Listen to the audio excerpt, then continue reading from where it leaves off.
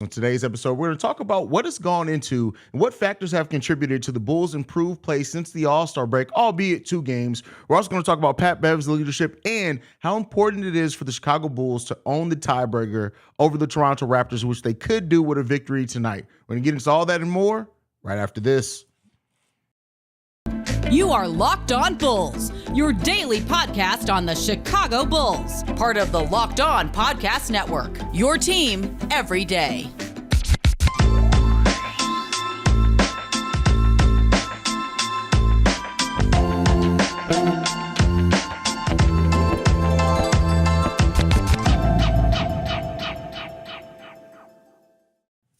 Thank you for tuning in to another episode of Locked On Bulls, member of the Locked On Podcast Network, where it's your team every day. I'm Haize, host and creator of Chicago Bulls, Chicago Bears, and Chicago Sky Central's YouTube channels. And today we're going to talk about our lovely Chicago Bulls and their improved play. And the first thing that we're going to talk about is what exactly has gone into, what have been the factors that have contributed to the Chicago Bulls looking like a much different team. Yes, we all know the Patric Beverly effect is part of it and that leadership there, but at least on the court. And the first thing up that we're going to talk about is the team's overall improved defensive play. This team is back to looking like the defensive team that they were back when Lonzo Ball was playing, and communication is a huge part of that. We've always talked about here on Locked On Bulls just how important it is to have a team that communicates on the defensive end, especially when you don't have the best one-on-one defensive players, as the Bulls don't, in Zach LaVine, DeMar, and Vooch. None of those players are necessarily the best one-on-one defensive players, but they're able to punch above their weight and play a little bit better defensively when you have a player like Pat Bev and Alex Caruso as well interjected into that starting lineup, helping communicate.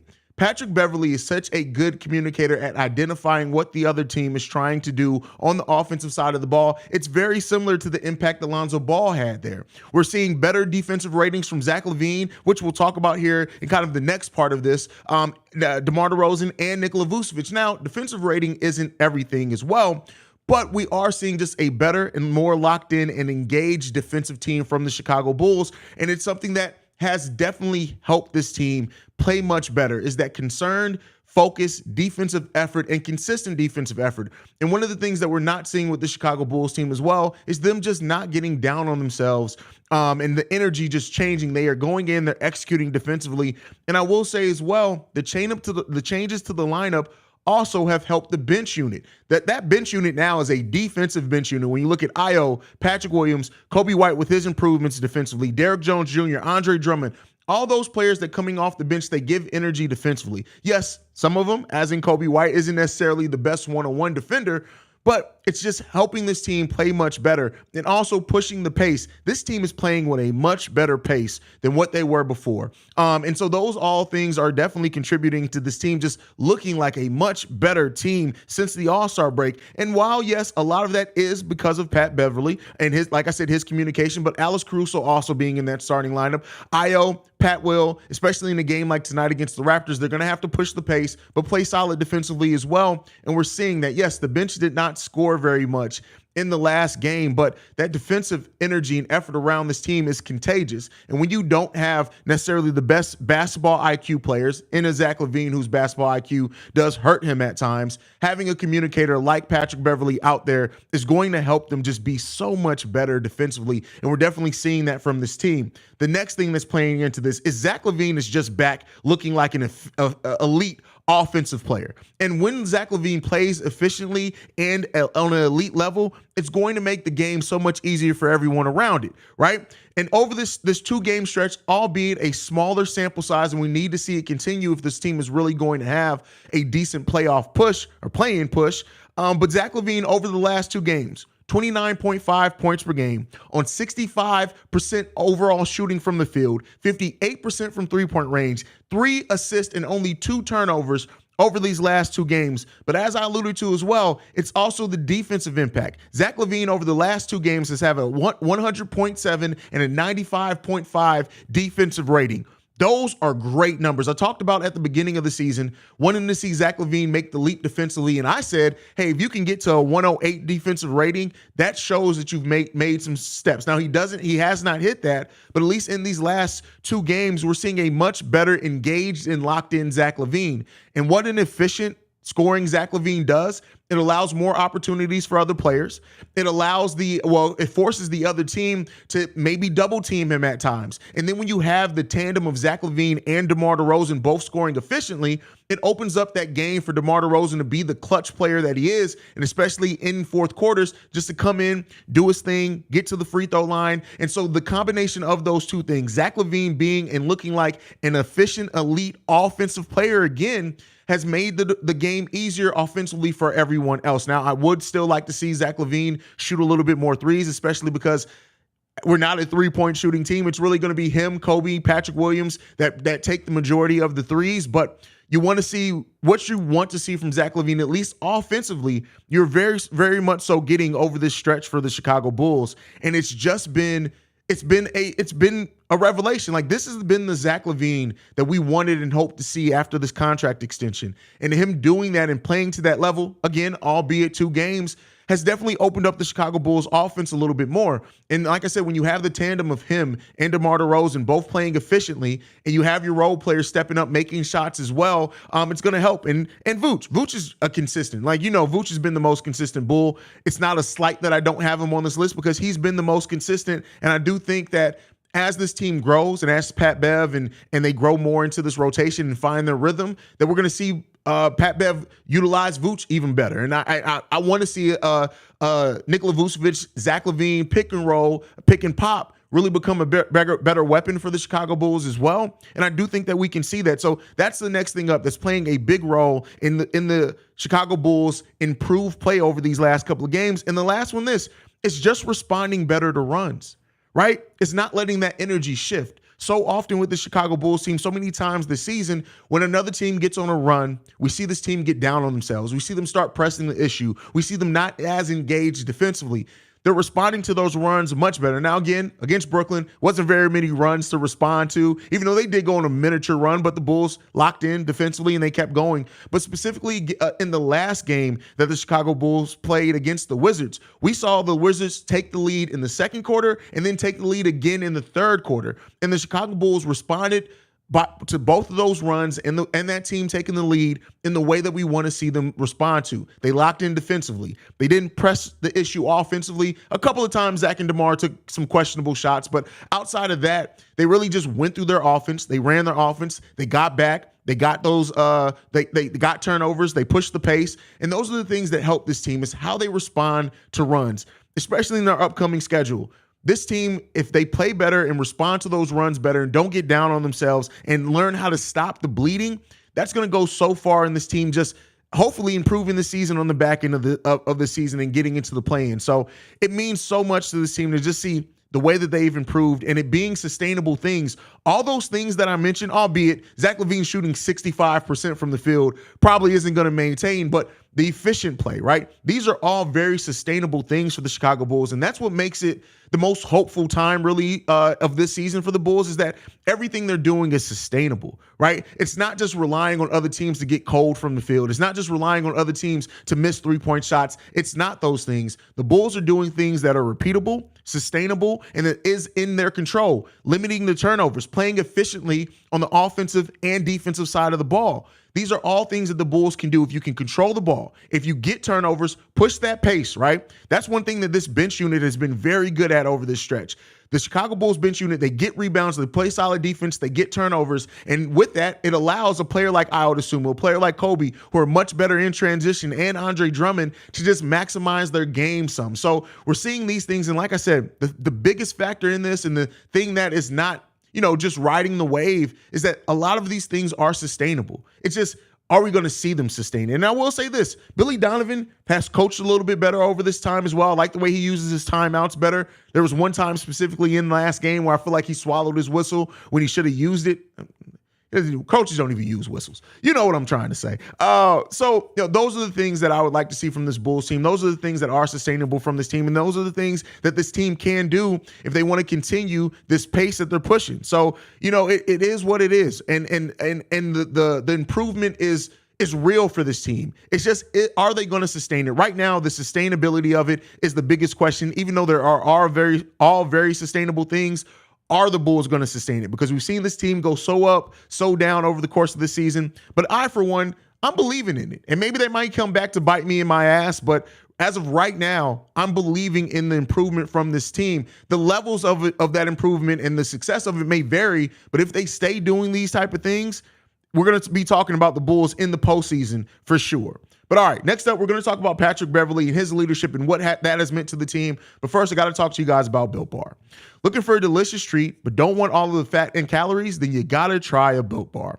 We just got through the holidays, and I know my goal is to eat a little bit healthier. If you're like me, where you want to eat healthier but don't want to compromise taste, then man, I've got just the thing for you. You got to try Built. With Built, healthy is actually tasty. Seriously, they're so delicious, you won't think they're good for you. Perfect for your New Year's resolution. What makes Built Bar so good? Well, for starters, they're covered in 100% real chocolate. That's right, real chocolate. And they come in unbelievable flavors like churro, peanut butter brownie, and coconut almond. I'm not sure how Built does it, but these bars taste like a candy bar while maintaining amazing macros. And what's even better is that they are healthy. Only 130 calories and 4 grams of sugar with a whopping 17 grams of protein. And now you don't need to wait around to get a box. For years, we've been telling you guys to go to Built.com to get your Built bars. Now you can get them at your local Walmart or Sam's Club. That's right. Head to the nearest Walmart today, walk to the pharmacy section, and grab yourself a box of Built Bars. You can pick up a 4-bar box of cookies and cream, double chocolate, or coconut puffs. And if you're close to Sam's Club, you can run in and grab a 13-bar box with our hit flavors brownie batter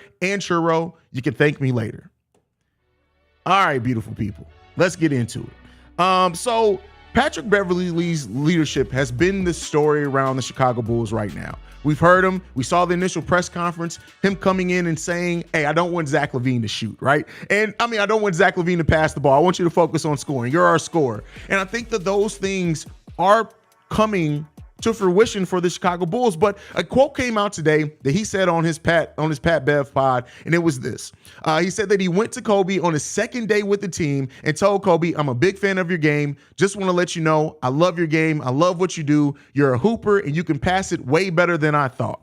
Now, that's on top of the leadership that we see on the court from Patric Beverly every single game. And for a team that was missing leadership, right? Zach LaVine, who is our $215 million player, even talked about the lack of leadership on this team. Now, there are some concerns. There are concerns that you're looking at the buyout market and a player that came in with 23 games left to be the voice of leadership for your team. Yes, that does show some concerns with the roster construction.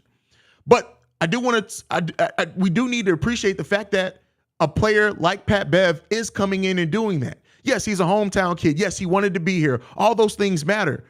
And we brought in the dynamic that we were missing from this team. I always say Zach, DeMar, Vooch, they're all nice guys. They're not rah-rah leaders. DeMar DeRozan is a mentor, but he's still not a rah-rah leader. We need that. You need that edge for your guys, especially with a team that lacks that sorely. Some teams can get away with the lack of the rah-rah leader when they have a coach that's a boisterous leader coach. We didn't have that either. So Pat Bev has brought in something not only on the court that we need, but he's brought in a motivation factor for the players on this team that I think that, yes, you say players, they get paid millions of dollars. You shouldn't need a bunch of motivation, and I understand that. But these are still humans, right? This is still a team. This is still a sport. And sometimes just having that guy that no matter what his skill level is going to talk to, call people out. We saw Vooch and Patric Beverly in the last game they shared some words, right? And then we saw a better focus on going to Vooch with mismatches in those times. Having that leadership is so important for this team, a team that really hasn't won nothing, right? That's another big part of it. Yeah, DeMar's gone to Eastern Conference Finals and all that, but again, DeMar's a nice guy. But he's not that rah-rah leader. He's not going to get in people's faces. He's going to get some texts. He's going to get in refs' faces sometimes, but he's not really going to get in his players' faces. So having Patric Beverly come in with that leadership, that's the true Pat Bev effect. And that is something that we were missing on this team. And I don't want to overlook it. Yes, we should have had it. Yes, we should have all the time. But at the end of the day, it's important that we have that. We were missing that. It's important that we bring in that leadership factor. And for a player like Kobe White, who's been in shooting slumps this season, has improved his game vastly, has his overall game improved this season. But you would be remiss to not acknowledge that he has been in a shooting slump. But having a player that comes in and points out, hey, I love your game, can go a long way. And we're seeing that throughout this roster as well. And, the fact that there hasn't been any discontent with the lineup changes. I know Pat, the designer, on the last episode talked about how he had an issue with it. Seemed like Ayo and Patrick Williams were just fine going to the bench. I look at it as being willing to sacrifice for the team. And the fact that we haven't heard any tension or anything like that, I think is a sign of the leadership, and they realize what Patrick Beverly and Caruso are bringing to this team. And I think that embracing that, at least for this shortened 23-game stretch, well, now 21-game stretch, it's important to have that leader on the floor, and we see it. We see Pat Bev and how he communicates. We talked about it in the first segment, the importance of Patrick Beverly's leadership on this team. And if we are going to if this change is true, if this change is meaningful, then it's going to be important for us to continue to grow. And so I like the leadership aspect. I like what he brings in. I like all of that. And so with this team and the improvement that they're making, having somebody who's going to motivate, having somebody who's going to be in the ear, having somebody also, let's keep in mind, that believes in Billy Donovan's system. We don't believe in it, right? So many of us as Bulls fans definitely take a look at this team and like, hey man, we wish Billy Donovan coached a little bit better. We have issues with Billy Donovan coaching, and those still hold true. Let me be clear here. I still don't understand and I don't agree with the extension of Billy Donovan. But when you have somebody who's now your vocal leader of your team that also buys into what the coach is bringing, it kind of brings everybody else in line. Regardless, say what you will about it, whether you agree or disagree.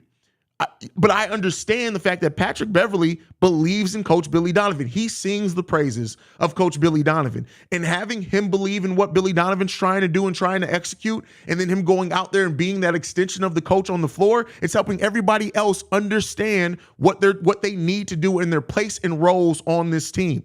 That is the importance of leadership. And I see you guys in the comments, hire Udoka. Listen, I would be the first one here. If the Bulls were to hire Ime Udoka this offseason, I promise you guys, I'm coming to this live stream with my shirt off, a Bulls headband, swinging it like P.D. Pablo, celebrating the fact that Ime Udoka is our head coach. But it's not coming, right? We know it's not coming. And so because you have now locked in with this coach, because you have now hitched your wagon to this coach for the foreseeable future, you want players that are going to buy into what Billy Donovan is coaching and preaching. And so, Pat Bev, for all intents and purposes, is that. And we've seen this team look better. The offense has looked much better, right?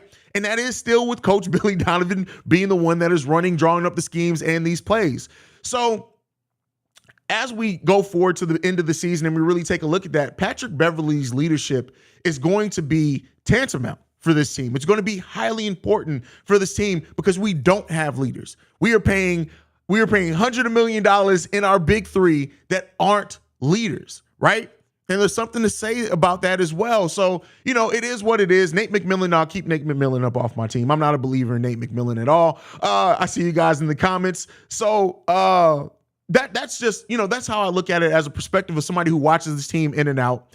And so with that said, because we are locked in with Billy Donovan, as much as us as Bulls fans that watch this team every single day have our questions about Billy Donovan's coaching, the Bulls ownership, whoever, is locked in with Billy Donovan. And because of that, you want a player that is going to be able to execute what he does. Maybe Billy Donovan draws up schemes, but he's not the best at calling out players to stick to the scheme. Patrick Beverly is going to do that.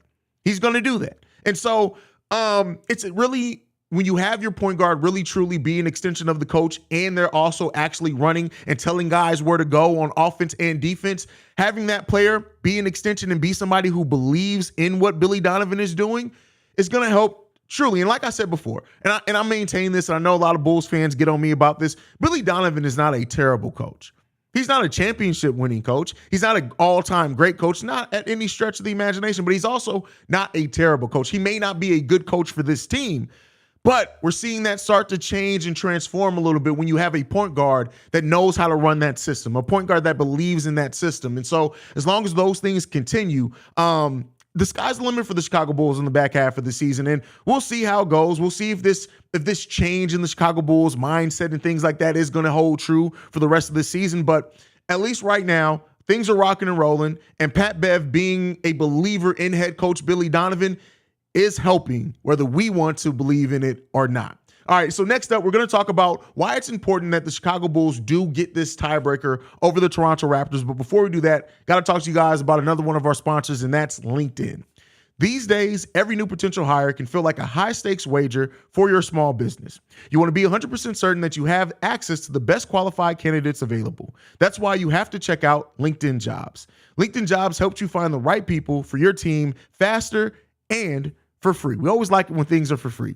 So how do you do it? You add the purple hashtag hiring frame to your LinkedIn profile to spread the word that you're hiring. Simple tools like screening questions make it easy to focus on the candidates with just the right skills and experience you can quickly prioritize you'd like to interview and hire. It's why small businesses rank LinkedIn Jobs #1 in delivering quality hires versus the leading competitors. LinkedIn Jobs helps you find the qualified candidates you want to talk to faster. Post your job for free at linkedin.com/LockedOnNBA. That's linkedin.com/LockedOnNBA to post your job for free. And of course, terms and conditions do apply. All right, Bulls fans. So as we go forward now, and we know that the Bulls are in a big stretch that is important for their play-in push. I'm reserving calling it a playoff push because we're pushing for the play-in. Then we're hopefully going to push through the play-in for a playoff berth. But today they face the Toronto Raptors. And not to preview the game overall, but just to talk about how important it is that the Bulls take care of business today. The Toronto Raptors and the Chicago Bulls have split their season series 1-1 so far. So if the Bulls do win tonight, they will own the tiebreaker over the Toronto Raptors. And when you look at the kind of round robin that's going on right now between the Raptors, the Wizards, and the Chicago Bulls, it's important that you own a tiebreaker in that case. Now, we tied with the Washington Wizards, so nobody owns the tiebreaker outright in that case. But with the Toronto Raptors facing the Washington Wizards 2 times this week, right, on top of facing us, if the Bulls are able to get a victory and own that tiebreaker, and then the Toronto Raptors go on to lose against the Washington Wizards both those games, let's hope they don't split it. But if they do lose both those games, let's hope they either win both or lose both, because then it'll help jump one of those teams. We can absolutely see tonight the Chicago Bulls leapfrog into the play-in spot, and with the momentum that they're playing with, hopefully hold on to that. Now, the Chicago Bulls own their own destiny. They own their own future. They have to continue to play well and execute on both sides of the ball. We know that. But these little things like owning tiebreakers can definitely help on the back end of the season, especially in the season that the Bulls have 33 wins right now, right? We are still 5 games below 500. You need everything that you can get in the tank to help you if you're trying to go on that playoff push. And that's why I do appreciate what head coach Billy Donovan came out and said not too long ago, talking about the fact that him and ownership and the front office haven't had any conversations about tanking. Now, again, if a coach comes out and says, hey, yeah, by the way, we're tanking, I'm sure they'll get fined. But I enjoy that and I appreciate that. And the Bulls owning things like tiebreakers is going to help.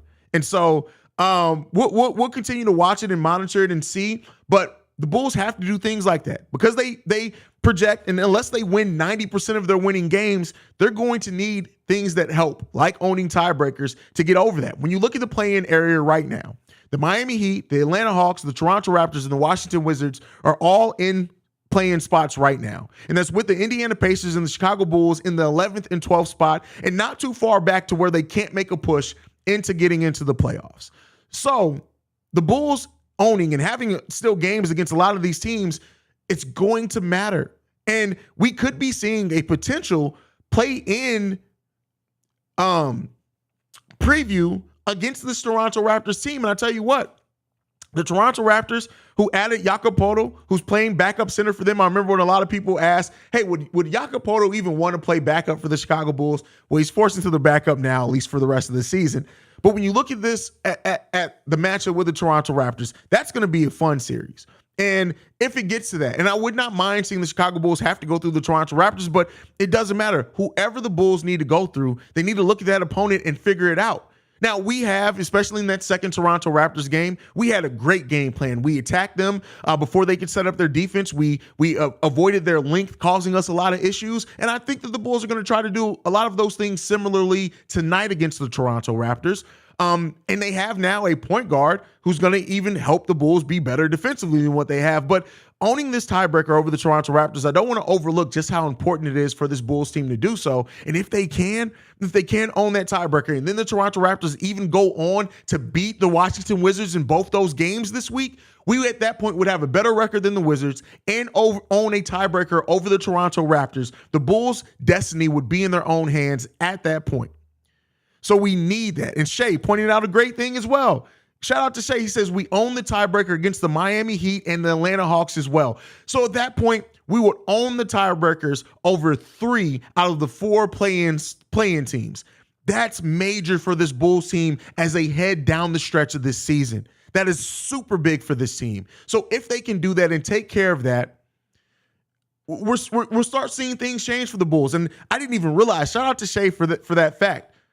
Owning the tiebreaker over the Heat, the Hawks, and the Raptors can literally help the Bulls leapfrog into the place where they only need to win 1 game in the play-in. Right now, if the Bulls were to sneak into the play-in, they'd have to win 2 games. And of course, I trust that the Bulls can do that if they execute like they have been, but you want to avoid it as much as you can. So if the Bulls have the ability to finish the season strong while owning tiebreakers over the other play-in teams and only have to play 1 singular play-in game and win that game, that's what we need for the Chicago Bulls. And it's up to them. Like I said earlier in this thing, everything is controllable for the Chicago Bulls. And we need to see them control the controllables, take care of the things that they need to take care of that are in their control in the way that they play basketball. And we very well may be talking about some postseason basketball here on Locked On Bulls. But that is it for the episode today. Thank you so much for tuning in and making Locked On Bulls your first listen. If you want to follow me, you can do so at CEO Haize. If you want to follow us collectively, you can do so at Locked On Bulls. And now that you've listened to Locked On Bulls, go and check out Game to Game NBA for your second listen. Every moment, every top performance, every result, Locked On Game to Game covers every game from across the NBA with local analysis that only Locked On can deliver. You can follow Game to Game on Locked On NBA, available on the Odyssey app or wherever the Odyssey app, YouTube, and wherever you get your podcast. Got to make sure I get the whole thing in there. That's what she said. But I love you guys, man. That is it for us for today. We'll see you guys tonight after the game. Peace, y'all.